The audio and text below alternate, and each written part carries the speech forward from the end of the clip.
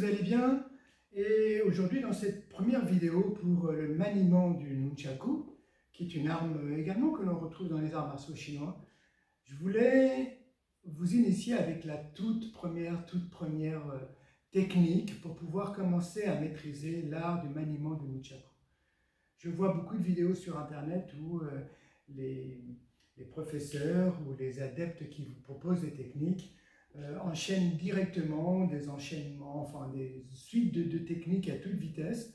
Et j'avoue qu'en tant que débutant, vous voyez ça, c'est un peu rédhibitoire. On a un peu de difficulté dès le début, on croit que c'est impossible à faire. Alors je ne dis pas que c'est pas possible, parce qu'avec du travail et de l'implication, on peut y arriver, mais si on y va lentement, de façon à ce qu'on puisse rassurer notre mental et bien sûr notre corps grâce à l'entraînement, je pense qu'on peut aller un peu plus loin au niveau de la pratique du maniement du nunchaku. Tout d'abord, je vous invite à prendre le nunchaku. Vous pouvez prendre un nunchaku en bois, ici relié par des ficelles, ou vous en trouverez également dans le commerce avec des chaînes. Vous en aurez également en mousse. Moi, je vous invite à prendre celui en bois, voire même à vous en fabriquer un, ça n'a rien de compliqué. Vous avez plein de tutos sur YouTube où vous pouvez voir comment fabriquer un nunchaku. Tout d'abord, moi je vous invite déjà à vous amuser avec le nunchaku. Jouer avec, d'accord? Assez simple. Tout d'abord, vous pouvez voir un peu comment vous le tenez, sentir vos mains sur les différentes parties du nunchaku, là où est-ce que vous vous sentez bien, et jouer un peu avec. Vous pouvez faire des roulés dans un sens, dans l'autre sens.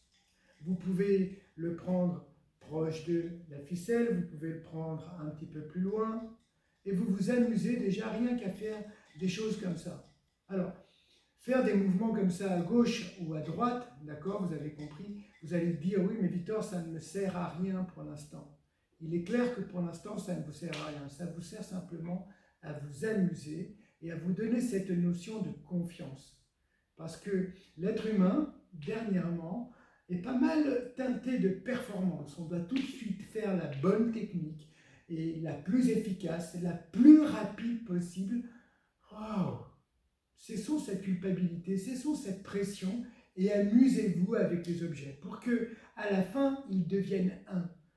D'accord? L'idée est de revenir un peu comme un enfant. Si vous prenez un enfant qui est en train de découvrir et qui essaye de voir un peu comment ça fonctionne, on ne lui donne pas tout de suite une technique. C'est un peu comme la marche. Vous apprenez à marcher, vous êtes un enfant. Est-ce que vous avez un cours théorique assis devant un tableau avec le professeur qui vous dit pour marcher, il faut faire ça, ça, ça et ça et ça? Non, je ne crois pas.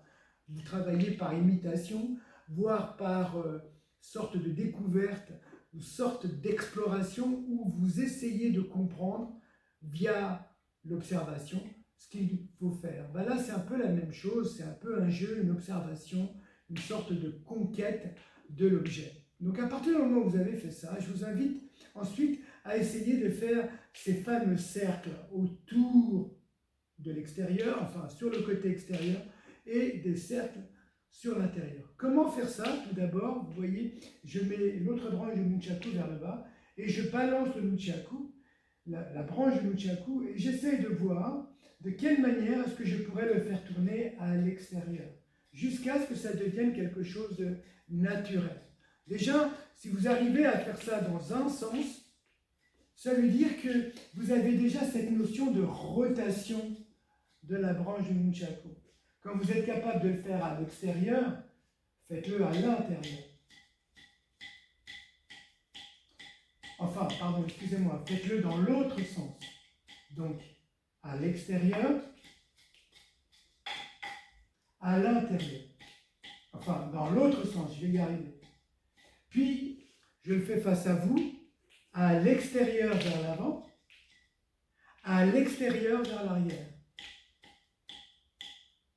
Ensuite, la même chose, à l'extérieur, enfin à l'intérieur vers l'avant, à l'intérieur vers l'avant.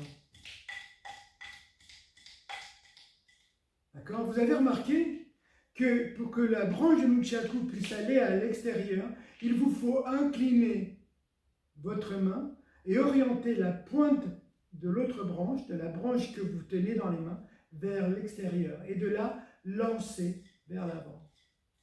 Il vous faut une sorte d'inertie. Quand vous êtes capable de faire ça, pardon, j'ai oublié, vous avez ensuite à l'intérieur le même concept. À l'intérieur, c'est la main qui est un petit peu plus vers l'extérieur et la pointe de la branche que vous tenez qui est à l'intérieur, plus dirigée vers l'intérieur. À partir de là, vous pouvez vous amuser à... Et puis bien sûr dans l'autre sens. Déjà, rien que ces techniques-là,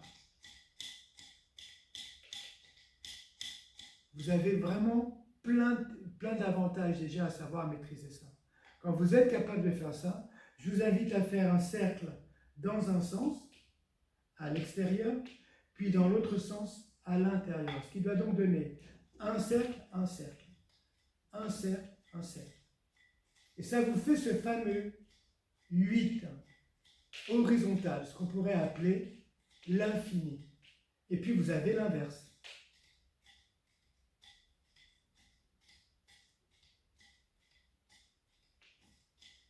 À partir de là, vous avez compris, l'idée est assez simple. C'est de pouvoir vous amuser à faire des cercles dans un sens, dans l'autre, et puis inverser.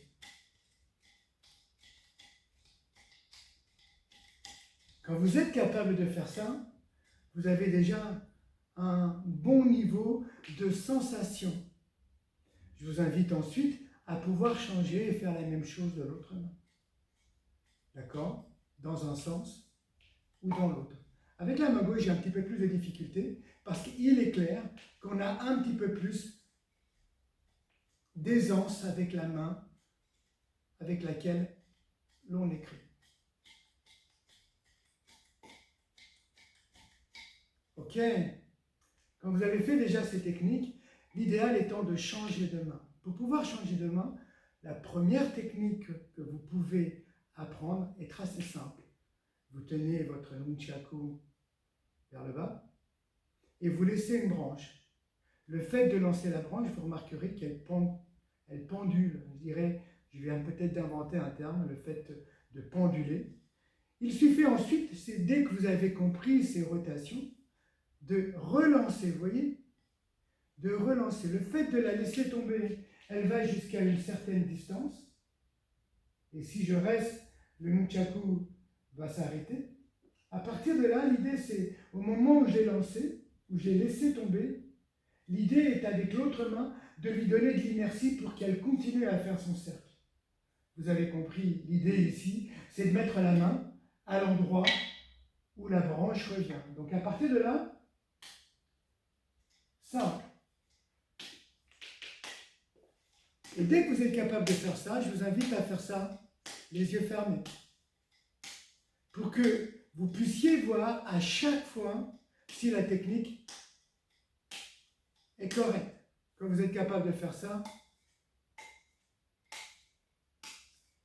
l'autre main. Vous avez compris qu'ensuite vous pouvez changer de main à chaque fois. Alors vous allez me dire, mais Victor, cette technique, à quoi elle sert?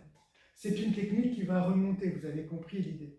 C'est-à-dire que si vous avez votre nunchaku devant vous, la technique, elle va remonter, elle va plutôt attaquer du bas vers le haut, que ce soit au niveau du genou, que ce soit au niveau des parties génitales, voire au niveau du visage, au niveau du menton.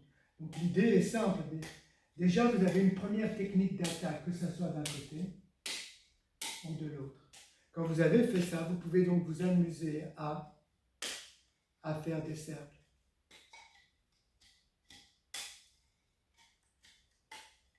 Extérieur, intérieur.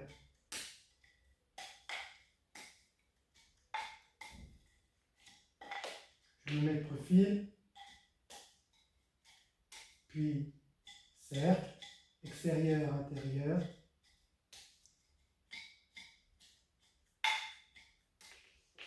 Voilà.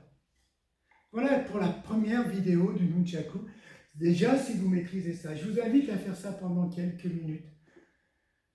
Si vous n'avez pas le temps, enfin quelques minutes, quelques heures, normalement c'est la régularité, plus vous le faites, je vous promets, plus vous y arriverez. N'hésitez pas à répéter dès que vous avez, laissez-le en vue votre nunchaku, dès que vous avez 30 secondes, pendant que vous êtes en train de cuisiner, pendant que vous êtes en train de préparer oui, le repas, la cuisine, ou que vous, pourquoi pas si vous êtes avec des amis, vous pouvez très bien vous amuser à jongler avec votre nunchaku. N'hésitez pas à leur faire des démonstrations, ça vous aidera à vous améliorer. Je vous dis à la prochaine pour une deuxième, une troisième, une quatrième vidéo du nunchaku. À bientôt.